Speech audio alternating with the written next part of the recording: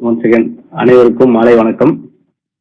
இந்த செஷன் எதுக்காக நம்ம பண்ணியிருக்கோம் அப்படின்னா, அதாவது வந்து எனக்குன்னு ஒரு கிளைண்ட் வந்து ஒரு 5 பேர் இருக்காங்க. அவங்க வந்து கண்டினியூஸா வந்து இன்வெஸ்ட் பண்ணணும். அவங்களுக்கு வந்து ஒரு அவேர்னஸ் செஷன் வைக்கணும்னு பிளான் பண்ணேன். அது அவங்களுக்கு மட்டும் பண்ணாம நம்ம எல்லாரும் நம்ம சுத்தி இருக்கிறவங்களும் கொஞ்சம் என்னன்னு தெரிஞ்சுக்கிட்டோன்றதுக்காக தான் நம்ம வந்து இதை ஷேர் பண்ணேன். இது வந்து உங்களுக்கு எண்ட் ஆஃப் த செஷன்ல உங்களுக்கு ஒரு கிளியரான ஒரு ஐடியா கிடைக்கும். எதை பத்தினா இன்வெஸ்ட்மெண்ட்டை பத்தி. ஓகேங்களா? இப்போ நான் இந்த செஷன் எடுக்கிறதுக்கு முதல்ல ஃபர்ஸ்ட் ஆஃப் ஆல் எனக்கு என்ன குவாலிஃபிகேஷன் இருக்குன்னு உங்களுக்கு தெரியணும். இப்போ வந்து நம்ம வந்து ஒரு 6 இயர்ஸா வந்து நான் ஷேர் மார்க்கெட்ல இருக்கேன். ஒரு 2.5 இயர்ஸா வந்து பாத்தீங்கன்னா ஃபுல் டைம் ட்ரேடரா இருக்கேன். இது இல்லாம வந்து பாத்தீங்கன்னா இப்போ இந்த மியூச்சுவல் ஃபண்டை பத்தி நம்ம எடுக்க போறோம் அப்படின்னா, எதுக்காக எடுக்கிறோம் அப்படின்னா, நம்ம வந்து நான் ஆம்பில ரிஜிஸ்டர் பண்ணியிருக்கேன். Registered mutual fund distributor. இது வந்து நான் எப்படி சார் நான் செக் பண்ணலாம் அப்படின்னு கேட்டீங்கன்னா, இந்த வெப்சைட் ஆம்பி வெப்சைட்ல போய் பார்த்துட்டு இது என்னுடைய ஏஆர் நம்பர், இந்த நம்பரை போட்டிங்கனாவே வரும். இதுதான் வந்து நீங்க சப்போஸ் சில பேர் வந்து வேற யாராவது டிஸ்ட்ரிபியூட்டர் கிட்ட கான்டாக்ட்ல இருப்பீங்க. அவங்களோட நம்பர் வாங்கி செக் பண்ணுங்க. செக் பண்ணீங்கன்னா அவங்க வந்து ரிஜிஸ்டர்ட் மியூச்சுவல் ஃபண்ட் டிஸ்ட்ரிபியூட்டரா நீங்க தெரிஞ்சுக்கலாம்.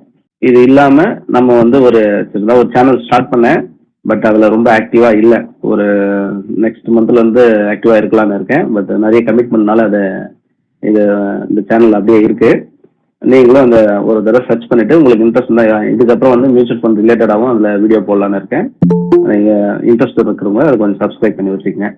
ஓகே, நம்ம வந்து ஃபர்ஸ்ட் எதுக்காக இந்த செஷன் அப்படின்னு பாத்தீங்கன்னா, மியூச்சுவல் ஃபண்டு எதுக்காக, ஏன், எப்படி, இது எப்படி ஒர்க் ஆகுது, இது எல்லாத்த பத்தி நம்ம டீட்டெயிலா பார்க்க போறோம். இப்போ வந்து நம்ம இன்வெஸ்ட்மெண்ட் அப்படின்னாவே நம்ம என்ன பண்ணுவோம், என்ன நினைப்போம் அப்படின்னா, லேக்ஸ் ஆஃப் ருபீஸ் தேவைப்படும், மினிமம் வந்து ஒரு 1 லட்ச ரூபாய் தேவைப்படும், ஒரு 10 லட்சம் தேவைப்படும் அப்படின்னு நினைப்போம். இன்வெஸ்ட்மெண்ட் இருந்தாவே பெரிய வார்த்தையா நம்ம நினைப்போம்.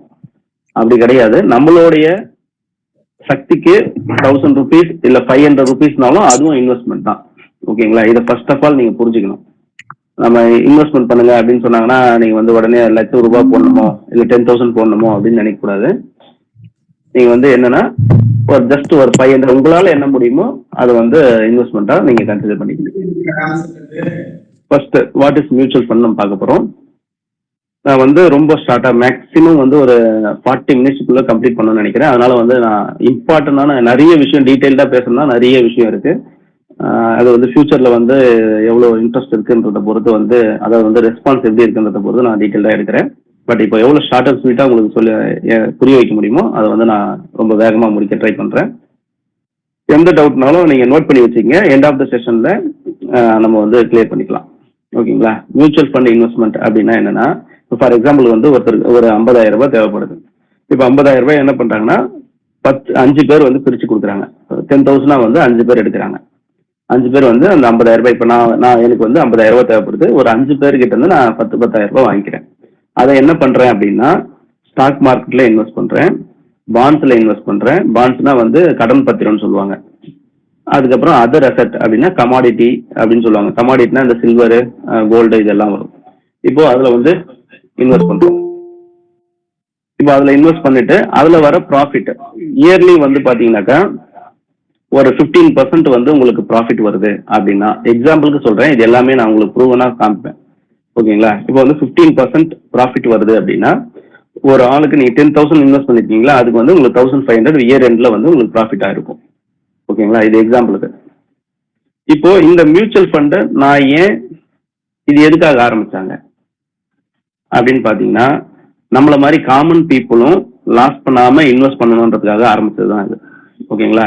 வேற வேற இடத்துல வந்து ஒரே அசெட்ல போய் நம்ம இன்வெஸ்ட் பண்ணாம டைவர்சிஃபைடா நம்ம வந்து இன்வெஸ்ட் பண்ணிட்டு அதை நம்ம வந்து வெல்த் கிரியேட் பண்ணணுன்றதுக்காக ஆரம்பிச்சது தான் இந்த மியூச்சுவல் ஃபண்ட். இது யார், எந்த பிரைவேட் கம்பெனி ஆரம்பிச்சிருக்காங்களா அப்படின்னு கேட்டீங்கன்னா கிடையாது. இது வந்து கவர்மெண்டோட கண்ட்ரோல்ல இருக்கு. இதை ரெகுலேஷன் பண்றது வந்து பாத்தீங்கன்னா செபி. இந்த செபின்றது என்ன அப்படின்னு பாத்தீங்கன்னா சென்ட்ரல் கவர்மெண்டோட ஆர்கனைசேஷன். இது வந்து மினிஸ்ட்ரி ஆஃப் பினான்ஸோட கண்ட்ரோல்ல இருக்கு. ஓகேங்களா? இதுக்கே தான் மியூச்சுவல் ஃபண்ட் இருக்கு. இந்த மியூச்சுவல் ஃபண்ட்ல தான் நம்ம இன்வெஸ்டர் நீங்க வந்து உங்களால என்ன முடியுமோ அதை சேவ் பண்றீங்க பாத்தீங்களா, அந்த அமௌண்ட் இங்க கலெக்ட் பண்ணிட்டு அந்த ஃபண்ட் மேனேஜர் வந்து கலெக்ட் பண்ணிட்டு அதை வந்து இன்வெஸ்ட் பண்ணுவாங்க. ஓகேங்களா? இது எதுக்காகன்றது நம்ம ஏற்கனவே சொன்னோம். இதுதான் நம்ம வந்து நம்மளுடைய அசெட், நம்மளுடைய வந்து பினான்சியலா நம்ம வெல்த் ஆகணும். அதுக்காக வந்து நம்ம ஆரம்பிக்கப்பட்டது தான் இது. சரிங்களா? இப்போ வந்து இந்த மியூச்சுவல் ஃபண்டை எப்படி கண்ட்ரோல் பண்றாங்க, இது கொஞ்சம் ஒரு சில விஷயம் வந்து இம்பார்ட்டன்டா தெரியணும். அதனால வந்து நான் இதெல்லாம் ஆட் பண்ணிருக்கேன்.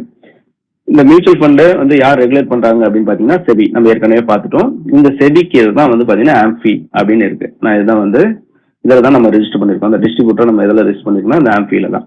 ஓகேங்களா? அது கீழே வந்து ஆடிட்டிங் டீம் இருக்கும். அதுக்கு அதுக்கு அதுக்கு அதுக்கு அடுத்தபடியா வந்து பாத்தீங்கன்னா கம்ப்ளைண்டிங் ஆஃபீஸர்.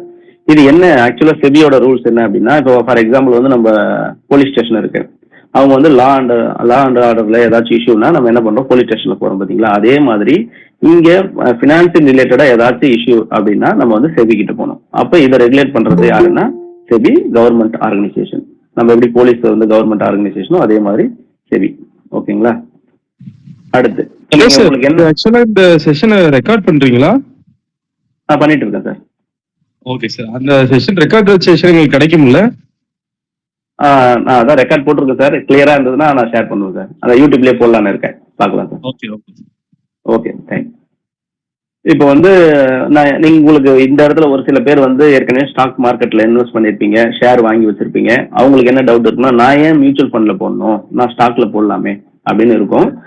அவங்களுக்கு எக்ஸ்பிளைன் பண்றதுக்கு முன்னாடி ஒரு சில பேர் வந்து ஸ்டாக்ஸ்னா என்னன்னு தெரியாம இருப்பாங்க. அவங்களுக்காக இது ஸ்டாக்ஸ்னா வந்து ஒரு கம்பெனில ஒரு ஒரு ஒரு உங்களால முடிஞ்ச ஷேரை வாங்குவீங்க. அதாவது வந்து ஃபார் எக்ஸாம்பிள் வந்து நீங்க ஒரு கம்பெனி ஆரம்பிக்கிறீங்க அப்படின்னா ஒரு எக்ஸாம்பிள் ஷார்ட்டா ஒரு 1 லட்ச ரூபாய் தேவைப்படுது. அந்த 1 லட்ச ரூபாயில உங்களால ஒரு 1000 ரூபாய் தான் இன்வெஸ்ட் பண்ண முடியும்னா அந்த 1000 ரூபாய் தான் பார்ட் பங்கு. அதுல வந்து அந்த பங்கு சந்தை ஒரே ஒரு 1000 ருபீஸ் இன்வெஸ்ட் பண்றீங்க, உங்களுடைய பங்கு. ஓகேங்களா? ஒரே ஒரு ஷேரை வாங்குறீங்க. அப்ப நீங்க என்ன பண்றீங்க, அந்த 1000 ருபீஸ் வாங்குறதுனால நீங்களும் வந்து ஒரு ஓனர் ஆகுறீங்க. ஓகேங்களா? அந்த கம்பெனில நீங்களும் ஒரு ஓனர். இப்போ வந்து நீங்க ஒரு எல்என்டி கம்பெனில ஒர்க் பண்ணலாம், இல்ல டிசிஎஸ்ல ஒர்க் பண்ணலாம், எந்த கம்பெனில வேணாலும் ஒர்க் பண்ணலாம். அந்த கம்பெனியோட ஷேர் ஒரே ஒரு ஷேர் வாங்கினாலும் நீங்க அந்த கம்பெனில ஒரு பார்ட்னர். இது வந்து நம்மளுக்கு மெயிலாவே வரும்.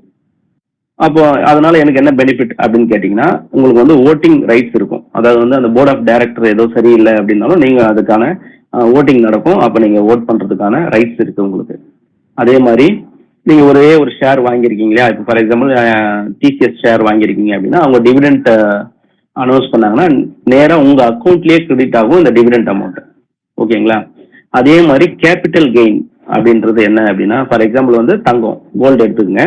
கோல்டு வந்து ஒரு 1 இயருக்கு முன்னாடி வந்து ஒரு 60,000 இருந்தது. இன்னைக்கு வந்து பாத்தீங்கன்னாக்கா ஒரு 1 lakh மேல இருக்கு. அதே 8 கிராம் தங்கம் தான். ஆனா 1 lakhன்றது வந்து வேல்யூ இன்க்ரீஸ் ஆயிருக்கு பாத்தீங்களா? அதுதான் கேபிட்டல் கெயின். இப்போ இந்த கம்பெனி வந்து நல்லா பர்ஃபார்மன்ஸ் பண்றாங்க அப்படின்னா அப்ப என்ன நடக்கும் அப்படின்னா அந்த கம்பெனியோட ஷேர் பிரைஸும் இன்க்ரீஸ் ஆகும். அப்போ உங்களுடைய வேல்யூ இன்க்ரீஸ் ஆகும். இது எப்படின்றது வந்து நம்ம அடுத்தடுத்த ஸ்லைட்ல பார்ப்போம். ஃபர்ஸ்ட் ஆஃப் ஆல் எதுக்காக இந்த மியூச்சுவல் ஃபண்ட் நாம ஏன் இன்வெஸ்ட் பண்ணணும், இந்த மியூச்சுவல் ஃபண்ட்ல ஏன் இன்வெஸ்ட் பண்ணணும், ஸ்டாக்ல இன்வெஸ்ட் பண்ணாம ஏன் மியூச்சுவல் ஃபண்ட்ல இன்வெஸ்ட் பண்ணணும் அப்படின்றத பாக்குறோம். இப்போ வந்து நான் ஒரு ஷேர் வாங்குறேன். ஃபார் எக்ஸாம்பிள் நான் ஒரு 1000 ருபீஸ் வந்து என்னால மந்த்லி ஒரு 1000 ருபீஸ் நான் இன்வெஸ்ட் பண்ணலாம் அப்படின்னு நான் ரெடியா இருக்கேன். அப்போ வந்து என்ன பண்றேன்னா ஒரு ஷேர் வந்து வாங்குறேன். என்ன ஷேர்னா ஹெச்டிஎஃப்சி ஷேர் ஒன்று வாங்குறேன். அதோட பிரைஸ் அப்ராக்சிமேட்டா சொல்றேன். அதோட ஷேர் பிரைஸ் வந்து 1000 ருபீஸ்னா நீங்க 1000 ருபீஸ் தான் கொடுத்து வாங்கணும். சப்போஸ் அது 1500 இருக்கு அப்படின்னா உங்களால 1000 ருபீஸ் தான் இன்வெஸ்ட் பண்ண முடியும்னா உங்களால வாங்க முடியாது. இது ஒரு சில பேருக்கு புரியும், ஒரு சில பேருக்கு புரியாது. இது நீங்க வீடியோஸ் ஃபியூச்சர்ல போடுவேன், அப்ப பாத்துங்க. ஜஸ்ட் சிம்பிளா புரிஞ்சுக்க ட்ரை பண்ணுங்க. ஒரு ஷேர் ஹெச்டிஎஃப்சி ஷேரோட பிரைஸ் வந்து இப்போ 1000 ருபீஸ்ல ட்ரேட் ஆகுது அப்படின்னா 1000 ருபீஸ் கொடுத்தா மட்டும்தான் உங்களால வாங்க முடியும். இப்போ 800 ருபீஸ் இருக்கு அப்படின்னா உங்களால 800 ருபீஸ் வாங்க முடியும். மீதி 200 ருபீஸ் உங்ககிட்டே பேலன்ஸ் இருக்கும். இப்போ வந்து ஒரு 1000 ருபீஸ்ல லிஸ்ட் ஆகுது, ட்ரேடிங் ஆகுதுன்னா 1000 ருபீஸ்ல தான் வாங்க முடியும். நீங்க மந்த்லி வந்து 1000 ருபீஸ் வந்து ஒரே ஒரு ஷேரை தான் வாங்குவீங்க.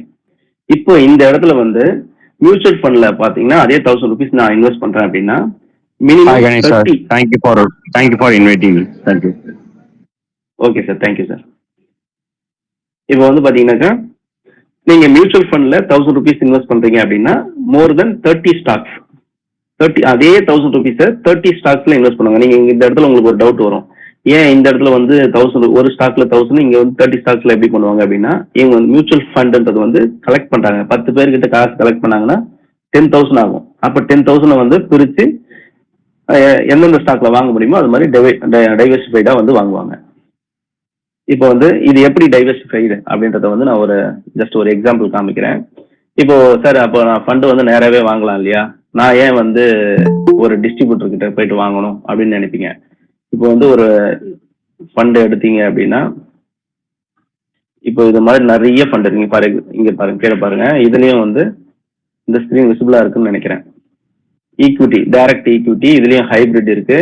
இதுல எடுத்தீங்கன்னா லார்ஜ் கேப், மிட் கேப், இது மாதிரி நிறைய இருக்கு. அதே மாதிரி இந்த ஃபண்ட்லயும் இந்த ஃபண்ட் ஏஎம்சின்னு வாங்க, ஓகேங்களா? இதுல நிறைய ஃபண்ட் இருக்கு. இப்போ இதுல எந்த ஃபண்டுன்னு உங்களுக்கு ஒரு நாலேஜ் இல்லாத ஆள் வந்து எந்த ஃபண்டை போய் நீங்க எப்படி வாங்குவீங்க? பட் என்னன்னா சம்டைம்ஸ் நெகட்டிவா இருக்கும்போது உங்களால அந்த பெயினை தாங்க முடியாது. லாஸை வந்து பார்க்கும்போது வந்து உங்களால தாங்க முடியாது. அப்போ நாம என்ன பண்ணுவோம் அப்படின்னா, ஒரு டிஸ்ட்ரிபியூட்டர் என்ன பண்ணுவாங்க அப்படின்னா, அந்த ஃபண்டே இப்போ நீங்க ஒரு ஃபார் எக்ஸாம்பிள் வந்து ஒரு 3000 இன்வெஸ்ட் பண்ண தயாரா இருக்கிறீங்க. மந்த்லி வந்து ஒரு 3000 நான் இன்வெஸ்ட் பண்ண தயாரா இருக்கிறேன் அப்படின்னா, இதையே வந்து 3-4 ஃபண்ட் என்னால வந்து ஒரு 500 ரேஞ்சிலேயே 6 ஃபண்டை வந்து செலக்ட் பண்ண முடியும். அப்போ 6 கம்பெனில வந்து நீங்க என்ன பண்ணுவீங்க, 6 மியூச்சுவல் ஃபண்ட்ல இன்வெஸ்ட் பண்றீங்க. அப்போ ஒரு மியூச்சுவல் ஃபண்ட் வந்து மினிமம் 30 கம்பெனில இருக்கு. அப்போ இருக்கிற எல்லா கம்பெனிலுமே உங்க மணி வந்து இன்வெஸ்டடா இருக்கும். அப்போ வந்து லாஸ் வர்றதுக்கான வாய்ப்பு வந்து கம்மி. ஓகேங்களா? இது வரைக்கும் புரிஞ்சிருக்கும்னு நினைக்கிறேன். இதுதான் அந்த டைவர்சிபிகேஷன். இப்போ இது நான் ஸ்டாக்ஸ் வாங்கினா என்ன நான் நேரா ஸ்டாக் வாங்குறேன், அப்போ மியூச்சுவல் ஃபண்ட் வாங்குறேன். ரெண்டுத்துக்கும் என்ன டிஃபரெண்ட் அப்படின்னு பாத்தீங்கன்னா, ஒரே ஒரு ஸ்டாக் வாங்குறீங்க, சிங்கிள் கம்பெனில நீங்க இன்வெஸ்டடா இருக்கிறீங்க. அப்போ வந்து ரிஸ்க் அதிகமா இருக்கு. இங்க வந்து நிறைய கம்பெனில அவங்க 1000 ருபீஸை வந்து பாண்ட்ஸ், ஸ்டாக் செக்டார்ல வந்து இன்வெஸ்ட் பண்றாங்க. அப்போ வந்து என்னன்னா உங்க செக்யூரா இருக்கிறீங்க. ஓகேங்களா? அதான் ரிஸ்க் வந்து கம்மியாகுது. இது வந்து நீங்க ஒரு பார்ட்ஸ்ல வாங்கும்போது வந்து சப்போஸ் நீங்க வந்து ஒரு HDFCல வாங்குறீங்க அப்படின்னா, நீங்க மோர் தென் 50% ஸ்டாக்ஸ் வாங்குறீங்கன்னா நீங்க ஒரு ஷேர் ஹோல்டர் ஆகுறீங்க, கம்பெனியோட ஓனர் ஆகுங்க. பட் இங்க அது மாதிரி ஒரு விஷயம் இருக்காது. இங்க வந்து நீங்க ஸ்மார்ட்டா இன்வெஸ்ட் பண்ணுவீங்க. ஓகேங்களா? இதை வந்து சிங்கிள் கம்பெனில இன்வெஸ்ட் பண்றது வந்து டைவர்சிபிகேஷன் கிடையாது. நானுமே என்ன சொல்லியிருக்கேன்னா, இதுல சிங்கிள் கம்பெனி இன்வெஸ்ட் பண்ணலாம். நல்ல பொட்டன்ஷியலான கம்பெனியா இருந்தா இன்வெஸ்ட் பண்ணலாம். என்ன நடக்கும் அப்படின்னா, ஒரு ஷேர் வந்து 1000 ருபீஸ்ல இருக்கு, அப்போ வாங்குறீங்க. சப்போஸ் 500 ருபீஸ்க்கு ஃபால் ஆகுதுன்னு வச்சுங்களேன், அப்ப என்ன பண்ணீங்க, வாங்க மாட்டீங்க. அப்பவும் நீங்க 1000 ருபீஸ்ல வாங்கினீங்கன்னா உங்ககிட்ட 2 ஸ்டாக் வாங்குவீங்க. அப்போ வந்து ஆவரேஜ் ஆகும். ஆனா உங்களால வாங்க மாட்டீங்க. ஏன்னா வாங்குறதுக்கான அந்த மென்டாலிட்டி இருக்காது. அப்போ இந்த இடத்துல வந்து இந்த ஃபண்ட் மேனேஜர் என்ன பண்ணுவாரு அப்படின்னா, அவரு ஆவரேஜா வாங்கிட்டே இருப்பீங்க. இந்த மியூச்சுவல் ஃபண்ட் எப்படி ஒர்க் ஆகுதுன்னு நான் ஒரு கம்பாரிசனோட எக்ஸ்பிளைன் பண்றேன். பட் இந்த இடத்துல வந்து ஹை ரிட்டர்ன், நீங்க அந்த ஸ்டாக்ஸ் வந்து நல்லா பர்ஃபார்மன்ஸ் பண்ணிருச்சு, HDFC ஸ்டாக்ஸ் வந்து நல்லா பர்ஃபார்மன்ஸ் பண்ணிருச்சு அப்படின்னா அது 100%, 200% கூட உங்க மணி வந்து இன்க்ரீஸ் ஆகிடும். சப்போஸ் சரியா பர்ஃபார்மன்ஸ் பண்ணலன்னா உங்க மணி வந்து லாஸ் ஆகிறதுக்கான வாய்ப்பு அதிகமா இருக்கும். அப்போ வந்து இங்க ரிட்டர்ன் வந்து மாடரேட்டா இருக்கும், பட் ஸ்டேபிள் ரிட்டர்ன். இது வந்து full and full investor decision. நீங்க தான் ஒரு ஸ்டாக்ஸ் வாங்குறீங்கன்னா நீங்க தான் வாங்குவீங்க. இங்க வந்து ஃபண்ட் ப்ரொஃபஷனல் மேனேஜர், ஓகேங்களா, அவர் வந்து என்ன பண்ணுவாரு, அந்த ஃபண்டை வந்து எந்த செக்டார்ல எந்த ஃபண்டு வாங்கணும், சாரி எந்த கம்பெனில இன்வெஸ்ட் பண்ணணும், அந்த டைமுக்கு சப்போஸ் மார்க்கெட் கிராஷ் ஆகுதா, டெப்ட் ஃபண்ட்ல இன்வெஸ்ட் பண்ணணும், இது மாதிரி வந்து அவருக்கு அந்த ரிஸ்க் கெப்பாசிட்டி தெரியும், அவர் பேலன்ஸ் பண்ணிப்பாரு. இந்த ஒர்க் எல்லாமே அவர் பார்த்துவார். ஃபார் எக்ஸாம்பிள் வந்து இப்போ நம்ம வந்து வீட்டில் சமைக்க தெரியும் போது ஒரு இயர்லி ஒன்ஸ் வந்து ஒரு 50 மெம்பர்ஸ்க்கு வந்து நீங்க சமைக்க வருதுன்னு வச்சுங்க, சமைக்கிற சுச்சுவேஷன் வருது, ஒரு 50 பேருக்கு சமைக்கணும் போது அதுக்காக உட்காந்து ப்ரிப்பேர் பண்ணணும். அதுக்கு எவ்வளவு டைம் இருக்குன்னு பாருங்க. ஓகே, ப்ரிப்பேர் பண்றீங்க, இது வந்து ஒரு அதுக்குன்னு மெனக்கட்டணும். இப்போ இந்த இடத்துல அதே இடத்துல வந்து உங்களுக்கு கேட்டரிங் சர்வீஸ் இருக்கு. இப்போ ஒரு 50 மெம்பர்ஸ் சமைக்கணும்னு முடிவு பண்ணீங்கன்னா சமைப்பீங்களா இல்லை கேட்டரிங்ல பண்ணுவீங்களா? யாரா ரிப்ளை பண்ண முடியுங்களா? கேட்டரிங்ல ஆர்டர் கொடுப்பீங்களா? என்ன பண்ணுவீங்க? Catering order sir. Catering order. ஏன் கேட்டரிங் ஆர்டர் போறீங்கன்னா உங்களுக்கு வந்து டென்ஷன் வேணாம். நான் இருக்கிறேன், என் காசு போடுறேன், ஏதோ ஒரு 2000-3000 அவர் சம்பாரிச்சு போனா போட்டோம், எனக்கு வந்து நான் டென்ஷன் இல்லாம என் வேலையை பார்க்கணும், எனக்கு வந்து என்னுடைய ஒர்க் முடியணும், அவ்வளவுதான். இந்த வேலையை வந்து இதே போலதான் உங்க காசு கொடுத்துட்டீங்கன்னா அவரு வந்து அந்த ஃபண்ட் மேனேஜர் எல்லா ஆக்டிவிட்டிஸும் பார்த்துப்பாரு. நீங்க ஒரு 1000 ரூபாய் இன்வெஸ்ட் பண்ணிட்டு அந்த 1000 ரூபாய்க்கு உட்காந்துட்டு டெய்லி அந்த ஸ்டாக்ஸ் இறங்கி இருக்கா ஏறி இருக்கான்னு பார்த்துட்டு டென்ஷன் ஆகிட்டு இந்த வேலைலாம் உங்களுக்கு தேவைப்படாது. அதிக அளவுல இன்வெஸ்ட் பண்றீங்க அப்படின்னும் போது ஸ்டாக்ஸ் உங்களுக்கு வெல் நாலேஜா இருக்கிறீங்க அப்படின்னா நீங்க ஸ்டாக்ஸ் பக்கம் போகலாம். இப்போ சரிங்க சார், நீங்க ஸ்டாக்ஸ் எல்லாம் சொல்லிட்டீங்க, இப்போ வந்து ஸ்டாக்ஸோ இல்லை மியூச்சுவல் ஃபண்டோ எனக்கு எப்படி ஸ்டேபிளான இன்கம் கிடைச்சிருமா அப்படின்னு அடுத்த கொஸ்டின் உங்களுக்கு. இது எல்லாமே என்னன்னா உங்க பாயிண்ட் ஆஃப் வியூல நான் உங்களை மாதிரி இருந்து தான் நானும் இருக்கேன். அதனால உங்களுக்கு என்னென்ன சந்தேகம் வருமோ நான் அது எல்லாத்தையும் ஆட் பண்ணியிருக்கேன். ஓகேங்களா? இப்போ வந்து மார்க்கெட்டை வந்து ஸ்டேபிளா இருக்காது, நம்ம ஒரு மியூச்சுவல் ஃபண்ட்ல இன்வெஸ்ட் பண்ணணும் அப்படின்னு ஒரு டைலாக் வந்தாவே என்ன சொல்லுவாங்க, mutual fund is subject to market risk அப்படின்வாங்க. அதுதான் இங்க அந்த ரிஸ்க் என்ன நடந்திருக்கு இதுக்கு முன்னாடி அப்படின்னு பார்ப்போம். இப்போ வந்து .com பபிள் ஆக்சுவலா வந்து இந்த என்எஸ்சி வந்து 1992 வந்து ஸ்டார்ட் பண்ணாங்க. இப்போ 2000 வந்து பாத்தீங்கன்னாக்கா ஒரு 1800 பாயிண்ட் கிட்ட ஃபாலோ ஆயிருக்கு. ஓகேங்களா? அதே மாதிரி 2008 நான் ஒரு இம்பார்ட்டன்ட் ஈவெண்ட்ஸ் மட்டும் தான் நான் எடுத்திருக்கேன். ஓகேங்களா? இயர்லி ஒரு நியூஸ் வரும், மார்க்கெட் அஃபெக்ட் பண்ற மாதிரி இயர்லி ஒரு நியூஸ் வரும். அது வந்து நம்ம வந்து கன்சிடர் பண்ணக்கூடாது. அந்த இடத்துல என்ன கன்சிடர் பண்ணா நம்ம அதை ஆப்பர்ச்சுனிட்டியா நினைச்சு நம்ம அதை வாங்க ஆரம்பிக்கணும். ஓகேங்களா? சரி, இந்த 2008 வந்து குளோபல் பினான்சியல் கிரைசிஸ் அப்போ வந்து பாத்தீங்கன்னா மார்க்கெட் வந்து கிட்டத்தட்ட ஒரு 200 பாயிண்ட்டுக்கு மேல 2000 பாயிண்ட்டுக்கு மேல ஃபாலோ ஆயிருக்கு. 2011 யூரோ டெபிட் கிரைசிஸ் அந்த டைம்லயே வந்து பாத்தீங்கன்னா ஒரு 1000 பாயிண்ட்டுக்கு மேல ஃபாலோ ஆயிருக்கு. சைனா ஸ்லோ டவுன் இங்கேயும் ஒரு 1500 பாயிண்ட்டுக்கு மேல ஃபாலோ ஆயிருக்கு. அப்போ ஒரு 3-4 இயர்ஸ் கேப்ல வந்து நம்மளுக்கு வந்து தெரியும் டிமான்ஸ்ட்ரேஷன் பணத்தை வந்து நம்ம மோடி பண்ணாரு இல்லைங்களா, அந்த ஈவெண்ட்டை. அப்போ வந்து ஒரு 1500 பாயிண்ட்டுக்கு மேல கரெக்ஷன் ஆயிருக்கு. ஓகேங்களா? கோவிட்ல கிட்டத்தட்ட 12,000 இருந்தது, 5,000க்கு மேல வந்து ஃபாலோ ஆயிருக்கு. இப்ப இவ்வளவு கிராஷ் ஆயிருக்கு. ஆனா இன்னைக்கு வந்து நிஃப்டியோட வேல்யூ வந்து பாத்தீங்கன்னாக்கா 25,000 அரௌண்ட் 25,000 இருக்கு. அதே மாதிரி 2022 வந்து ரஷ்யா உக்ரைன் வாரப்போ வந்து ஒரு 3,000 பாயிண்ட்டுக்கு மேல ஃபாலோ ஆயிருக்கு. இது எல்லாம் இடையில நடந்திருக்கு. ஓகேங்களா? அப்போ மார்க்கெட்ல இருந்து நான் எப்படி சார் பணம் சம்பாதிக்கிறது, எப்படி பணம் சம்பாதிச்சிருக்காங்க, நீங்க என்ன சொல்ல வரீங்கன்னு கேக்குறீங்க. ஓகேங்களா? அந்த டவுட் இருக்கும், அதை வந்து நம்ம இப்போ கிளியரா பார்ப்போம். ஓகேங்களா? இப்போ வந்து இந்த இடத்துல வந்து மியூச்சுவல் ஃபண்ட் எப்படி ஒர்க் ஆகுது அப்படின்னு பாத்தீங்கன்னா, ஃபார் எக்ஸாம்பிள் வந்து கோல்ட்ல இன்வெஸ்ட் பண்ணிருக்கீங்க. இன்னைக்கு கோல்டோட பிரைஸ் வந்து 1,10,000. ஓகேங்களா? ஒரு சவரன் கோல்டு. ஓகேங்களா? அப்போ ஒரு சவரன் வந்து 8 கிராம். இப்போ ஃபார் எக்ஸாம்பிள் வந்து சப்போஸ் 50% வந்து தங்கம் வந்து ஃபால் ஆகுது, அதாவது 55,000க்கு வந்துருச்சு. அப்ப என்ன பண்ணுவீங்க? தங்கம் வந்து அப்போ என்ன பண்ணுவீங்க, ஒரே ஒரு சவரன் தான் வாங்குவீங்க. அப்போ 8 கிராம் தான் வாங்குவீங்க. ஆனா அந்த இடத்துல வந்து மறுபடியும் 1,10,000 இன்வெஸ்ட் பண்ணீங்க அப்படின்னா உங்களால 16 கிராம் வாங்க முடியும். இதே மாதிரி தான் மியூச்சுவல் ஃபண்ட் என்ன பண்ணுவாங்க அப்படின்னா, நீங்க வந்து வேல்யூ அதிகமா இருக்கும்போது அந்த குவான்டிட்டி வந்து கம்மியா இருக்கும். சப்போஸ் அந்த பிரைஸ் வந்து கம்மியாக பிரைஸ் NAVன்னு ஒன்று இருக்கு, நெட் அசெட் வேல்யூ. அந்த எல்லா மியூச்சுவல் ஃபண்டுக்கும் நெட் அசெட் வேல்யூன்னு ஒன்று இருக்கு. அந்த வேல்யூ கம்மியாகும் போது உங்களுடைய குவான்டிட்டி, நீங்க பையிங் குவான்டிட்டி வந்து அதிகமாகும். அதை நான் உங்களுக்கு எக்ஸல்ல காமிக்கிறேன். சரி, இப்போ இதெல்லாம் நடந்துருச்சு சார், நான் மார்க்கெட்ல இவ்வளவு ரிஸ்க் இருக்குன்றீங்க, நான் ஏன் இன்வெஸ்ட் பண்ணணும்னு நீங்க கேட்பீங்க. ஓகேங்களா? இப்போ நம்மளுடைய ஃப்ரெண்டு ChatGPT இருக்காரு. ஓகேங்களா? அவர்கிட்ட நம்ம ஒரு கொஸ்டின் கேட்டிருக்கோம். when was the share market established? Okay, 1992ல எஸ்டாப்ளிஷ் பண்ணிருக்காங்க. அதுல இருந்து long term average return,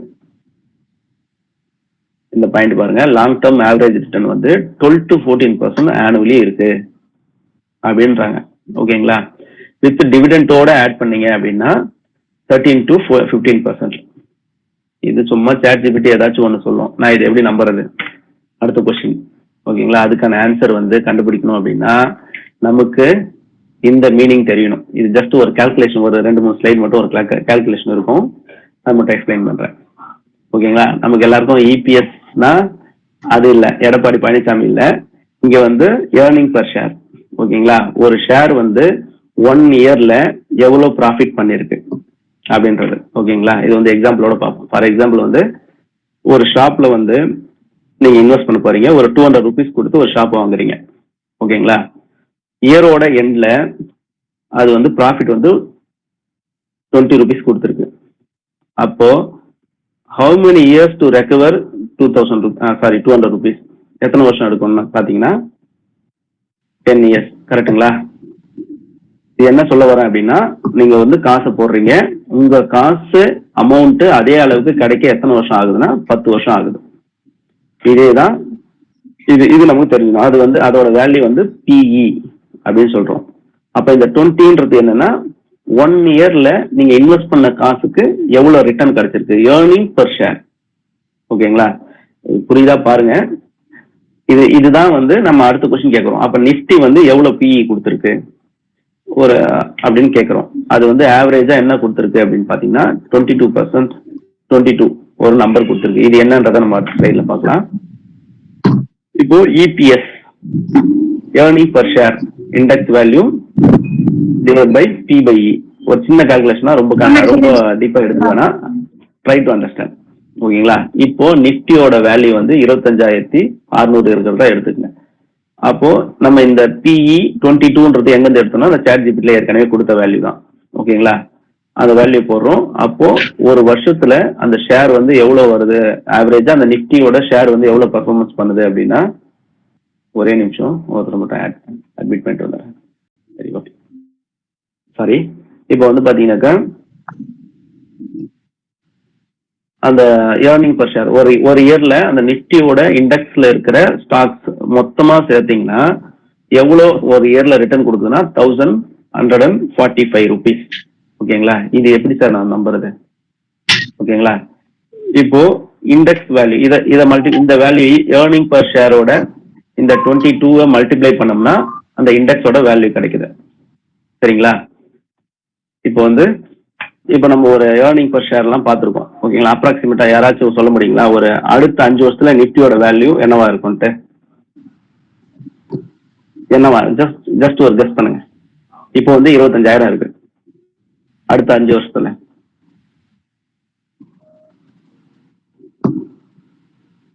any idea?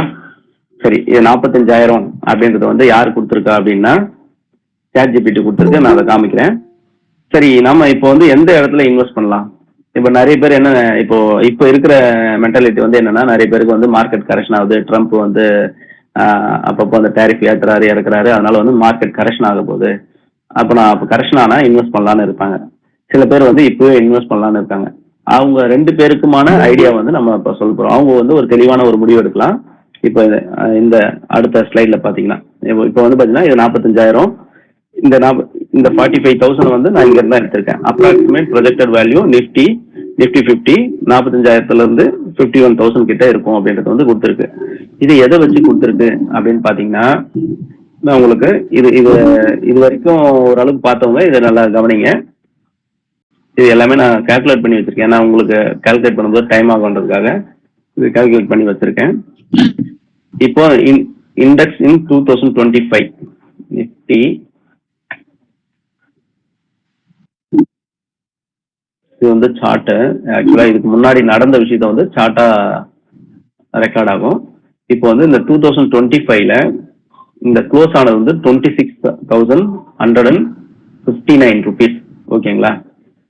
இது அப்ராக்சிமேட்டா என்ன பண்றேன்னா 2025ல நிஃப்டி வந்து 26,000 இருக்கு.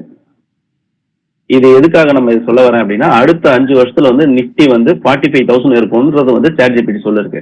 இது உண்மைதானா அப்படின்னு நம்ம செக் பண்ண போறோம்.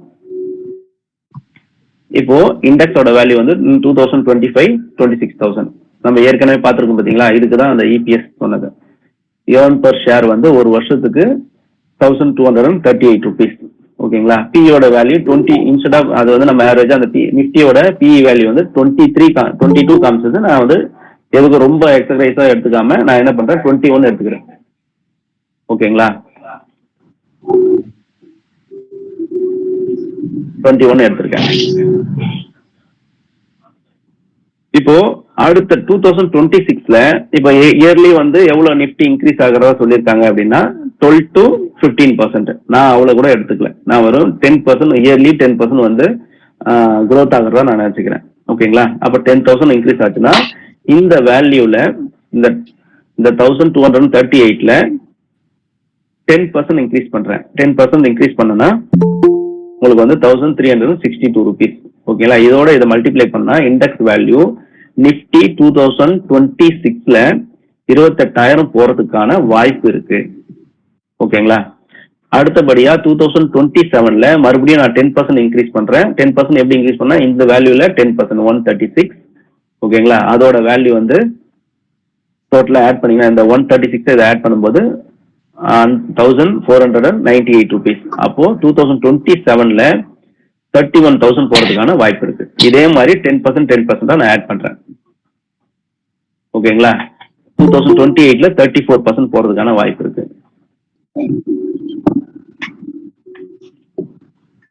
2029ல 38,000, 2030ல 41,000, 2031ல 46,000.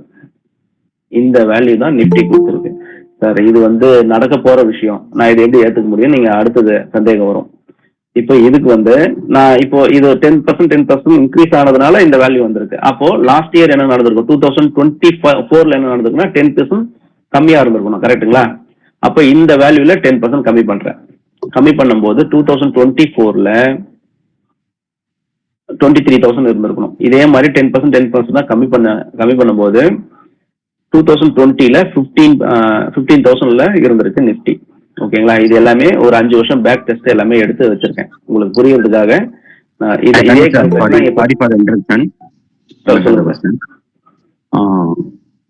I don't have any knowledge in this one. I got the concept of what you are explaining.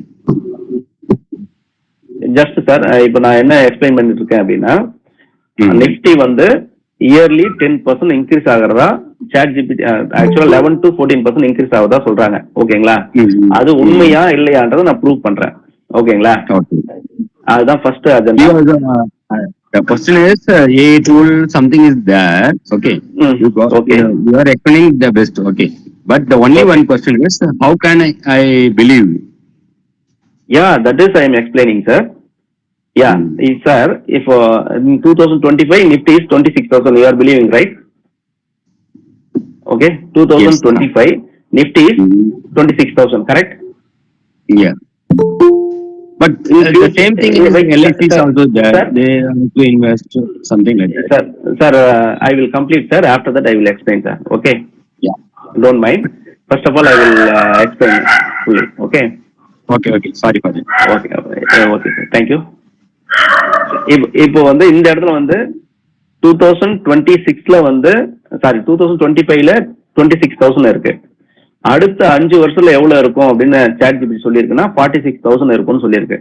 ஓகேங்களா? இது எப்படி 46,000 இருக்கும் அப்படின்னு எடுத்திருக்கோம்னா, எவ்ரி இயர் 10% இன்க்ரீஸ் ஆகிறதாகவும் சொல்லியிருக்காங்க. ஓகேங்களா? இதுதான் நடந்திருக்கு. ஆக்சுவலா ஆவரேஜா எவ்ரி இயர் 10% இன்க்ரீஸ் ஆகுதுன்னா கிடையாது.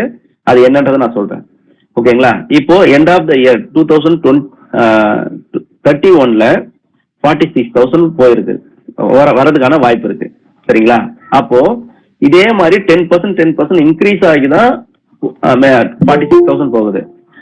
இந்த 26,000 அச்சீவ் பண்றதுக்கு 2025, sir, if you not understand please listen now sir. Eswaran sir, in 2025 to achieve 26,000, இந்த 26,000 அச்சீவ் பண்றதுக்கு எவ்ரி இயர் 10% நிப்டி இன்க்ரீஸ் ஆனதா நான் எடுத்துக்கிறேன்.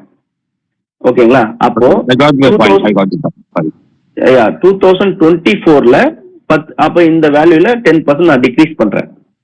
டிக்ரீஸ் பண்ணும்போது எனக்கு எவ்வளவு வருதுன்னா 23,000. மறுபடியும் இந்த வேல்யூல மறுபடியும் இங்க பாருங்க, இந்த 1,114 rupees இதை வந்து நான் இந்த மறுபடியும் இதுல மைனஸ் பண்றேன்.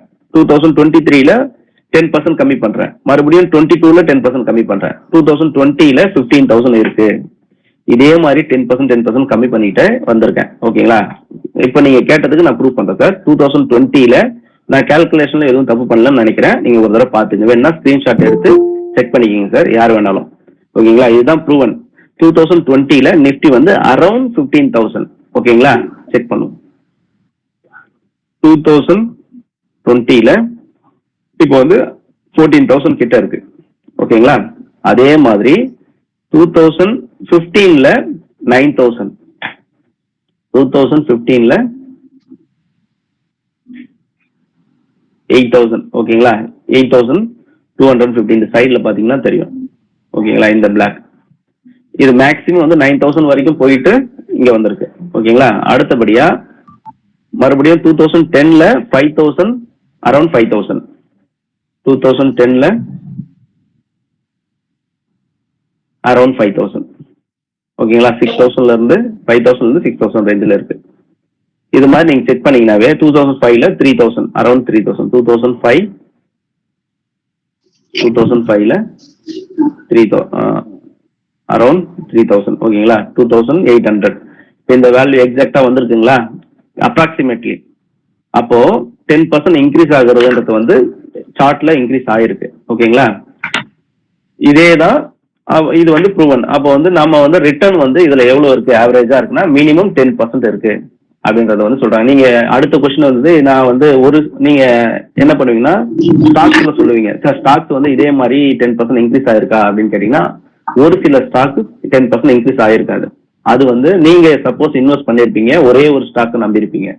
அதுக்காக தான் நானே வந்து அதுக்கு முன்னே நானும் ஸ்டாக்ஸ் வாங்கணும்னு தான் சொல்லியிருப்பேன். ஆனா இப்போ வந்து என்னன்னா மியூச்சுவல் ஃபண்ட் ஏன் சொல்றேன், டைவர்சிஃபை ஆகுது. உங்க காசு வந்து டைவர்சிஃபை ஆகும்போது ஒரு ஃபண்ட் சரியா பெர்ஃபார்மன்ஸ் பண்ணலனாலும் இன்னொரு ஃபண்ட் நல்லா பெர்ஃபார்மன்ஸ் பண்ணிருக்கும். ஒன்னு 10% ஃபால் ஆயிருக்கும், இன்னொன்னு வந்து 30% இன்க்ரீஸ் ஆயிருக்கும். அப்போ வந்து உங்களுடைய ப்ராஃபிட் ப்ராபபிலிட்டி வந்து அதிகமா இருக்கும்.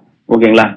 நான் இது வந்து ஓரளவுக்கு புரிஞ்சிருக்கும்னு நினைக்கிறேன். இது வந்து நம்ம இதோட இந்த சாப்டர் முடிச்சுப்போம். அப்போ வந்து 10% ஆவரேஜா நம்ம வந்து நிஃப்டி வந்து ரீச் ஆகுது, அதாவது வந்து இன்க்ரீஸ் ஆகுதுன்றது நம்ம கன்க்ளூட் பண்றோம் இந்த இடத்துல. இப்போ நான் வந்து ஏன் மியூச்சுவல் ஃபண்ட்ல இன்வெஸ்ட் பண்ணணும், இந்த ஸ்லைட் தெரியுதுன்னு நினைக்கிறேன். நான் ஃபிக்ஸட்ல போடுவேன், இல்ல எல்ஐசில நான் வந்து இன்வெஸ்ட் பண்ணுவேன். நான் ஏன் மியூச்சுவல் ஃபண்ட்ல போகணும்னு நிறைய பேருக்கு ஒரு டவுட் இருக்கும். ஃபிக்ஸட் டெபாசிட்ல வந்து வெறும் 6 to 8% தான். நம்ம இந்த இடத்துல நம்ம பார்த்துட்டோம் ஏற்கனவே, ஆவரேஜா 10% ரிட்டர்ன் வருது அப்படின்றத. ஓகேங்களா? இந்த இன்சூரன்ஸ் எல்ஐசில போட்டீங்கன்னா 4 to 6%. அதே மாதிரி இங்க ரிஸ்க் வந்து ரொம்ப கம்மி. ஏன் ரிஸ்க் கம்மி அப்படின்றனா நீங்க யாருக்காவது தெரியுமா, பிக்சட் டெபாசிட்ல இன்வெஸ்ட் பண்ற உங்க காசு தான் நீங்க எப்பவுமே பிக்சட் டெபாசிட்ல ஒரு 5 லட்ச ரூபா போடுறீங்க.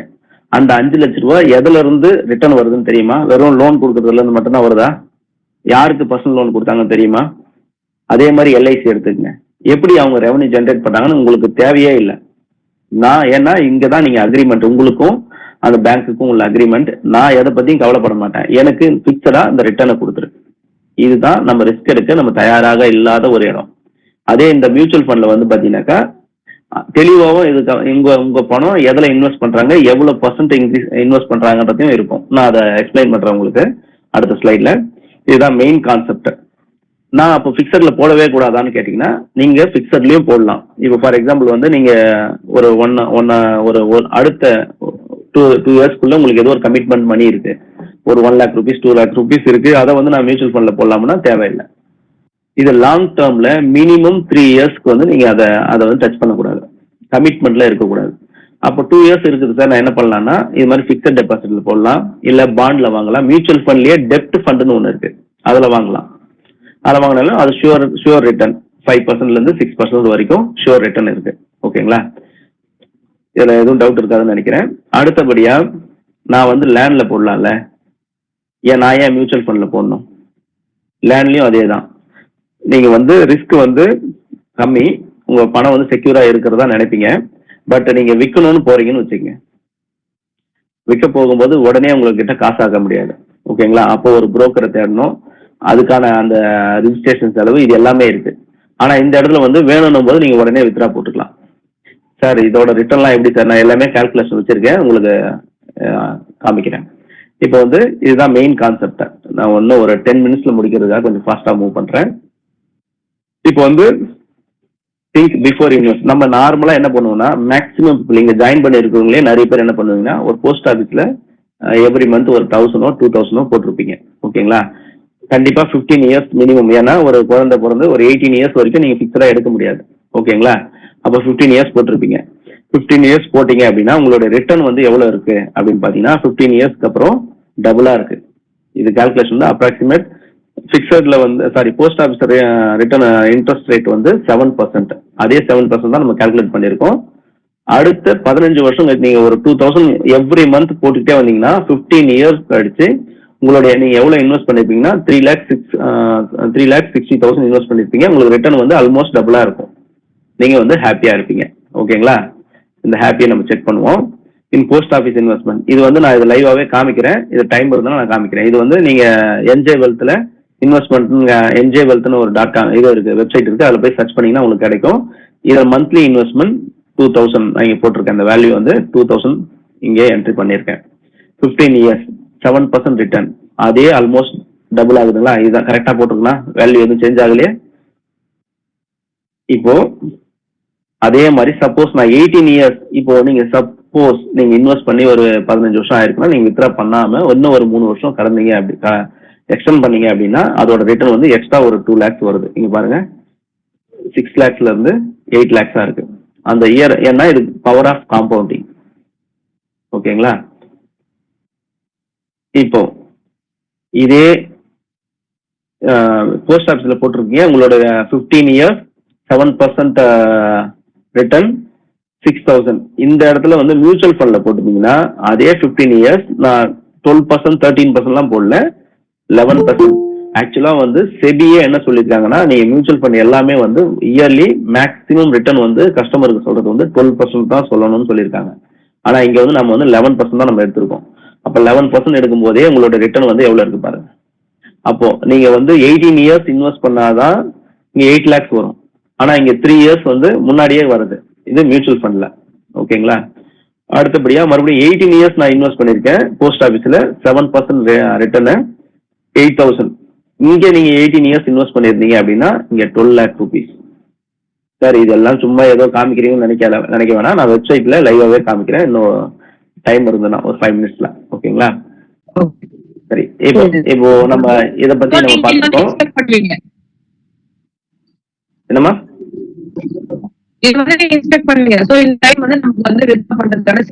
நான் வந்து கைட் பண்ணுவேன். நீங்க வந்து உங்களுக்கு டவுட் இருக்கும்போது எனக்கு நான் இப்போ வாங்கலாமா இல்ல விற்கலாமான்னு கேட்டீங்கன்னா அதெல்லாம் சஜஸ்ட் பண்ணுவோம். அதே மாதிரி உங்க வேல்யூஸ் எல்லாமே நான் பார்க்க முடியும், ட்ராக் பண்ணலாம். நீங்க சப்போஸ் ஒரு இயரோட எண்ட்ல வந்து ஒரு ஃபண்ட் சரியா பர்ஃபார்மன்ஸ் பண்ணலன்னா அந்த ஃபண்ட் இந்த ஃபண்ட் வேணா வேற ஃபண்ட் அதை அப்படியே எஸ்ஐபி ஸ்டாப் பண்ணிட்டு வேற மாத்தி கொடுக்கலாம். அது மாதிரி ஒர்க் எல்லாம் பண்ணலாம். இப்போ இது வந்து நாங்க ஃபுல் டைம் வந்து நாங்க இது யூஸ் பண்ண முடியாது.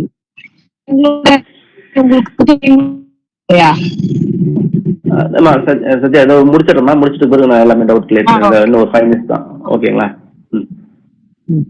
இப்போ வந்து எங்க விட்டோம்? Post office return. இப்போ வந்து நான் எதேதான் பிக்சட்ல போடுறேன். இப்போ நம்ம நிறைய பேர் என்ன பண்ணுவோம்னா என்கிட்ட ஒரு 5 lakhs rupees இருக்கு, நான் பிக்சட்ல போடுறேன்னு வருவோம். ஓகேங்களா? அப்போ பிக்சட்ல போட்டா அந்த ரிட்டர்ன் வந்து 7% நம்ம எடுத்துப்போம். அப்போ ஒரு 5 இயர்ஸ் கழிச்சு உங்களுக்கு வந்து எக்ஸ்ட்ரா ஒரு 2 lakhs rupees கிடைக்குது. ஓகேங்களா? இதே இடத்துல நீங்க இந்த மியூச்சுவல் ஃபண்ட்ல போட்டீங்க அப்படின்னா இங்க 8 lakh rupees கிடைக்கும். ஓகேங்களா? மோர் தென் 3,40,000 கிட்ட கிடைக்குது. ஓகேங்களா? ஏன் இது மாதிரி கிடைக்குதுன்னா இங்க வந்து நம்ம இங்கேயும் ரிட்டர்ன் வந்து 11% தான் நம்ம கால்குலேட் பண்ணியிருக்கோம். இங்கேயும் 11% தான் நம்ம கால்குலேட் பண்ணியிருக்கோம். மறுபடியும் உங்களுக்கு டவுட் வரும், இந்த 11% எப்படி நீ சொல்ற அப்படின்னு வரும். இது வந்து இந்த மார்க்கெட், இதையே நான் ப்ரூவ் பண்றேன். இந்த செஷன் முடிச்ச உடனே ப்ரூவ் பண்றேன் உங்களுக்கு. ஓகேங்களா?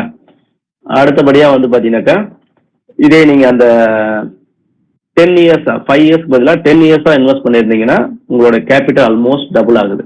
பிக்சட்ல போட்டுருந்தீங்க அப்படின்னாலும் 7% போடுறீங்க, கேபிட்டல் டபுள் ஆகுது. இந்த இடத்துல வந்து பாத்தீங்கன்னாக்கா 14,000 ஆகுது. ஓகேங்களா? ட்ரிபிள் மடங்கு ஆகுது.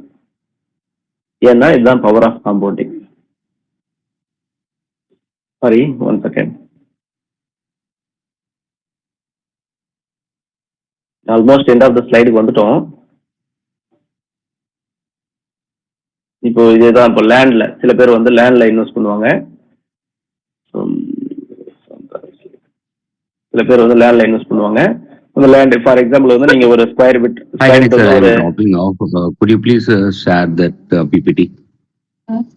Yeah, you will end of the session. I will share to you, sir. Yeah. Okay. Fine. Okay. Thank you. Sir. Okay, sir. இப்போ நீங்க வந்து லேண்ட்ல வந்து ஒரு 15 லட்சம் ரூபாய் போடுறீங்க. அதாவது வந்து ஒரு லேண்டோட ஸ்கொயர் பிட் வேல்யூ வந்து 1,500 போதுன்னு வாங்குறீங்கன்னு வச்சுங்க. அடுத்து அது 3,000 மாறதுக்கு எத்தனை வருஷம் எடுக்கும் அப்ராக்சிமேட்டா அப்படின்னு பாத்தீங்கன்னா ஒரு 10 இயர்ஸ் எடுக்குது அப்படின்னு எடுத்தீங்கன்னா உங்க கேபிட்டல் டபுள் ஆகிறதுக்கு 10 இயர்ஸ் ஆகுது. இப்போ இதே இடத்துல நீங்க அந்த லேண்ட்ல இன்வெஸ்ட் பண்ணாம இந்த மியூச்சுவல் ஃபண்ட்ல போட்டுருந்தீங்க அப்படின்னா உங்க கேபிட்டல் டபுள் ஆகுறதுக்கு இந்த 10 இயர்ஸ் எடுக்கிறதா நான் சொல்லியிருக்கேன். நீங்க வேணா சில இடம், அதாவது வந்து எல்லாருமே அந்த கரெக்டான இடத்த பார்த்து லொக்கேட் பண்ணி வாங்க மாட்டீங்க. 10 இயர்ஸ் இப்போ வந்து கேபிட்டல் டபுள் ஆகிறதுக்கு 10 இயர்ஸ் ஆகுது. இந்த இடத்துல நீங்க இதே மியூச்சுவல் ஃபண்ட்ல போட்டிருந்தீங்க அப்படின்னா அதே 10 இயர்ஸுக்கு வந்து 42 lakhs மாறி இருக்கும். ஓகேங்களா? நீங்க வேணும்னும் போது வித்துருக்கலாம். நீங்க ஒரு புரோக்கரை தேட வேண்டியதில்லை. அந்த புரோக்கரேஜ் சார்ஜ் இது வரும், அந்த எக்ஸிட் லோடுன்னு ஒன்று வரும். அதுவும் வந்து 3 இயர்ஸ்க்கு தான். 3 இயர்ஸ்க்கு மேல வரும்போது அந்த எக்ஸிட் லோடு கம்மியா இருக்கும். அதே மாதிரி கவர்மெண்ட் மாறும்போது இந்த long term capital gain tax எல்லாம் கம்மி பண்ணாங்கன்னா உங்களுக்கு அது பெனிஃபிட்டா இருக்கும். இப்போ இதுதான் வந்து நான் சொல்ல வந்து கொஞ்சம் ஃபாஸ்டா முடிச்சுட்டேன். இதுதான் இன்வெஸ்ட் ஸ்மார்ட் லிவ் ஃப்ரீ. இப்போ இந்த இடத்துல ஒரு சில பேர் வந்து என்னென்ன டவுட் கேட்டீங்களோ அதை கொஞ்சம் கிளியர் பண்ணிடுறேன். இப்போ நீ எப்படி டைவர்சிஃபைடா பண்ணுவேன் அப்படின்னு கேட்பீங்க. இப்போ நான் வந்து மியூச்சுவல் ஃபண்ட்ல இன்வெஸ்ட் பண்ண நான் தயாரா இருக்கேன் அப்படின்னா நீங்களா போய் செலக்ட் பண்றீங்க அப்படின்னா ஒரு டிஎஸ்பி லார்ஜ் கேப் ஃபண்ட் ஒன்று வாங்குவீங்க. அதுலயே 3000 இன்வெஸ்ட் பண்ணுவீங்க.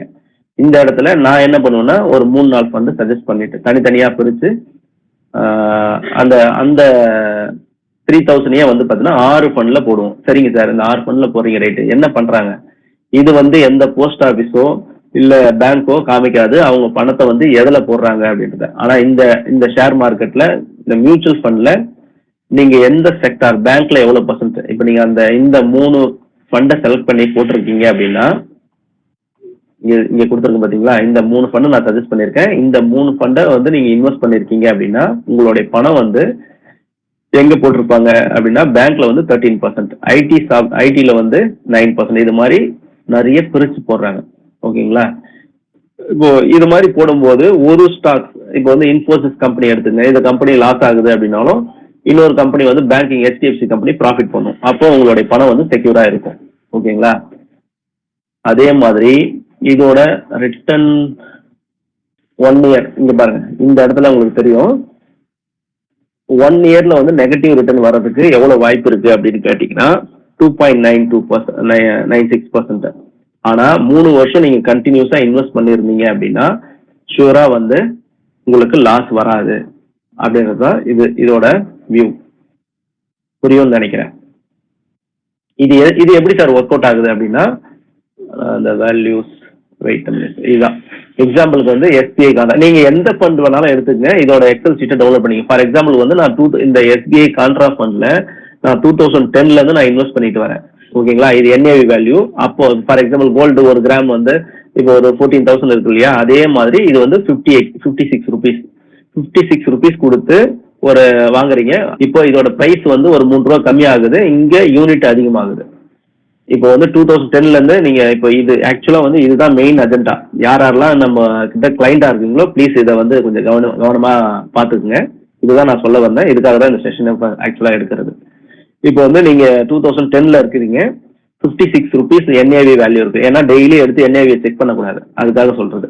இப்போ அடுத்த மாசம் வாங்குறீங்க 53, அப்போ வந்து 3 ரூபா கம்மியா இருக்கு, அப்போ லாஸ்ட்ல இருக்கும். பட் இங்க யூனிட் அதிகமாகுது 27. இதே மாதிரி இன்வெஸ்ட் பண்ணிக்கிட்டே வரீங்க. இங்க பாருங்க 59, இங்க வந்து 2011ல 49 ருபீஸ் போயிடுது. ஆனா யூனிட் வந்து எவ்வளவு அலர்ட் ஆகுதுன்னா 30. ஓகேங்களா? இதே மாதிரி இன்வெஸ்ட் பண்ணிக்கிட்டே வரீங்க. மறுபடியும் 43. இங்க எவ்வளவு நீங்க ஸ்டார்ட் பண்ணீங்க, ஸ்டார்ட் பண்ணும்போது NAV வேல்யூ வந்து 56. அதாவது எக்ஸாம்பிளுக்கு கோல்டோட பிரைஸ் 1 கிராம் வந்து 10,000 எடுத்துக்கங்க. இங்க வரும்போது 8,000 மாறி இருக்கு. அப்போ லாஸ்ட்ல தான் இருக்கும். ஆனா இந்த இடத்துல தங்கம் விலை அதே நீங்க 3,000க்கே வாங்குறீங்கன்னா அந்த கிராம் வந்து அதிகமாகும் இல்லைங்களா, அதே மாதிரி இங்க யூனிட் அதிகமாகும். புரியும்னு நினைக்கிறேன். அதே மாதிரி நீங்க இன்வெஸ்ட் பண்ணிக்கிட்டே வரீங்க. இப்போ 58 இது மாதிரி லாங் டேர்ம்ல நீங்க இன்வெஸ்ட் பண்ணிட்டே, எதுவுமே மூவ்மெண்ட்டே இல்லாம இருந்தாலும் நீங்க இன்வெஸ்ட் பண்ணிக்கிட்டே வரீங்க.